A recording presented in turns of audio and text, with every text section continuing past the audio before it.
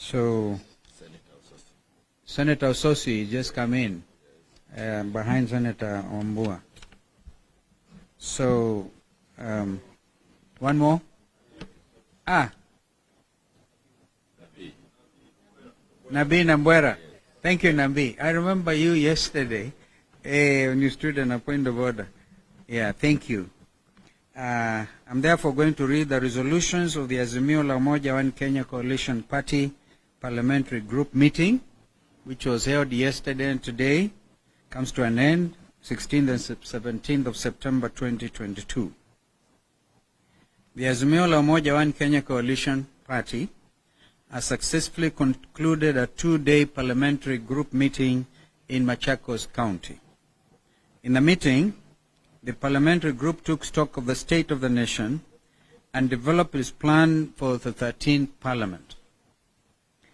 From the outset, we wish to associate ourselves fully with the remarks of the Right Honorable Raila Odinga when he opened the meeting.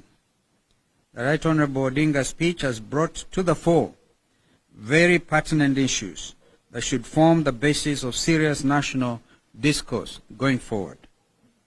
For the avoidance of doubt, Azimio Oka is legally and legitimately the majority coalition in the National Assembly.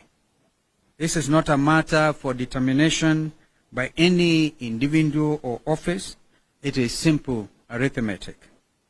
And so, to settle this matter and put the record straight once and for all, members of Parliament belonging to the Azimio Oka coalition have been properly advised to take up majority roles and responsibilities in and out of the National Assembly chamber. The Ruto administration has started off on the wrong footing on almost every front. Most painful to the ordinary Kenyan is the declaration that Kenya Kwanza will not subsidize consumption, but will channel subsidies to production. What a quick about turn against the ordinary Kenyan struggling to afford a basic meal a day. A government that can't feed our people has no business being in office. The import of this statement by the Ruto administration is that this government is committed to collecting taxes from the suffering masses to give a lifeline to big manufacturers of food and non-food items. The question to ask is, who are these producers going to be selling their products to, since the ordinary Kenyan can hardly afford a simple meal? Why has the hustler, quote-unquote, narrative disappeared so soon? In a blatant but ill-advised move to placate the judiciary and further weaken the legislature, the president has done the unthinkable. He has purported to allocate the judiciary some token funds to ostensibly move forward the agenda of an independent institution. This is a mockery of the basic intelligence of consumers of justice and must be seen for what it is. Financial and operational autonomy of the judiciary cannot and will not be guaranteed by tokenism. It can only be assured by creating an environment that guarantees clear separation of powers between the three arms of government.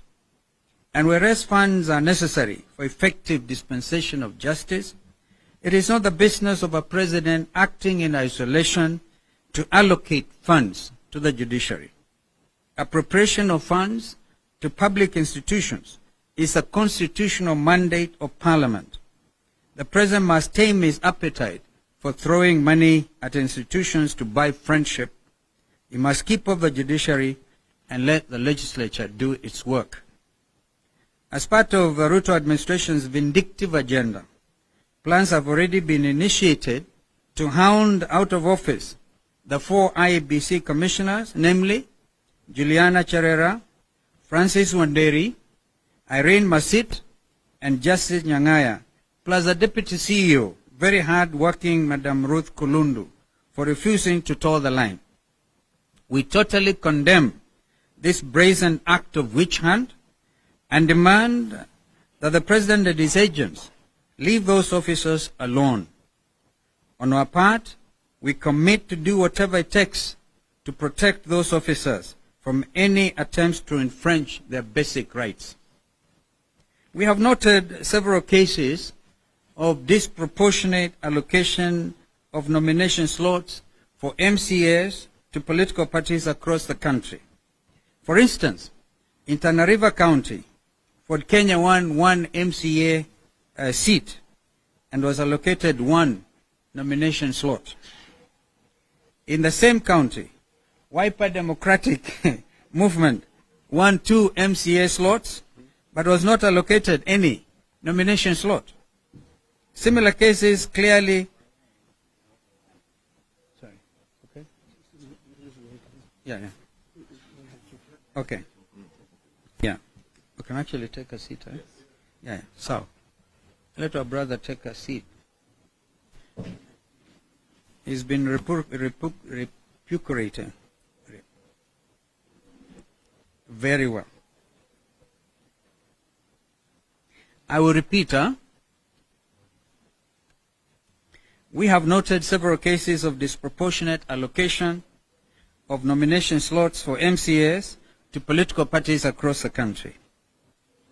For instance, in Tana River County, Ford Kenya won one MCA seat and was allocated one nomination slot. In the same county, Wiper Democratic Movement won 2 MCA slots but was not allocated any nomination slot. And I think this list is growing by the day. We have seen cases of people without the necessary qualification. Saw it in the media today. Some cooks are given positions. And I think it is important we also, whereas our cooks are very important, they give us food. But I think that it's good to allow them to pursue that line so one can become a chef and even get international jobs. But to give them legislative responsibility, I think is diverting their strong attributes. Similar cases clearly designed to disadvantage Azimio Oka abound across the country. And here I can also mention that Jubilee in the Senate won five slots, and they were given one nomination slot.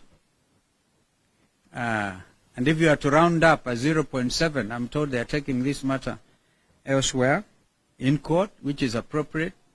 I think UDM had 2. There are 2 and they got a slot. So you wonder what is really happening with IBC. Is it business as usual? Several attempts to have dialogue with the IBC to resolve these issues have not been successful.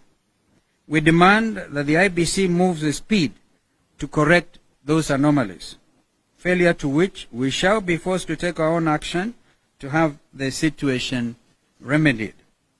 We have heard with consternation pronouncements from the Order Brigade calling on the DCI to keep off public offices and retreat to their headquarters. Apart from interfering with the independence of the National Police Service, we take such edicts to mean the room is now being officially created for looting of public resources to go on without hindrance.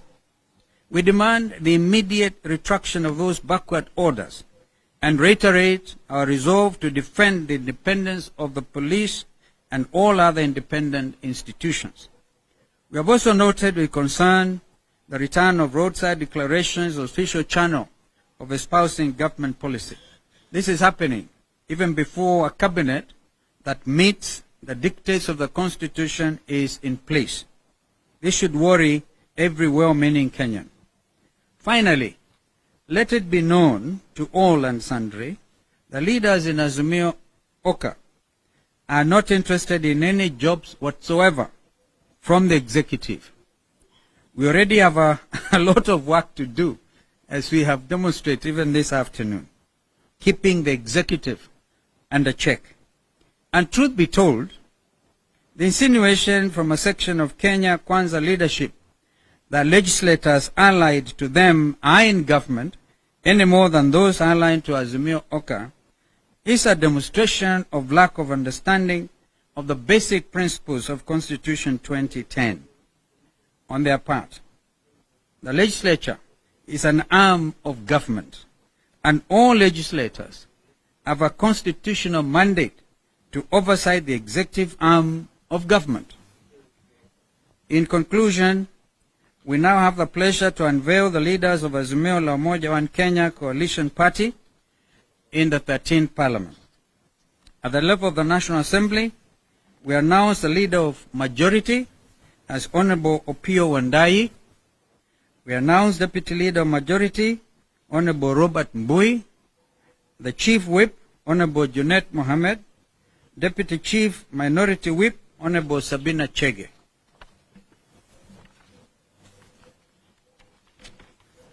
At the Senate, because we recognize we are down by only one senator, the Leader of Minority is Honorable Stuart Mazayo, Senator for Kilifi, and Deputy Leader of Minority, Honorable Enoch Wambua. Chief Minority Whip, Honorable Fatuma Dulo, Senator for Isiolo, and the Deputy Chief Minority Whip, Honorable Edwin Sifuna. Thank you, and may God bless Kenya.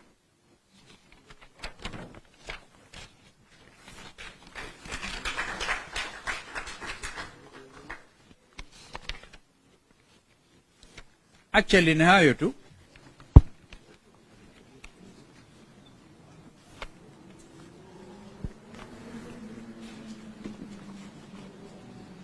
Thank you.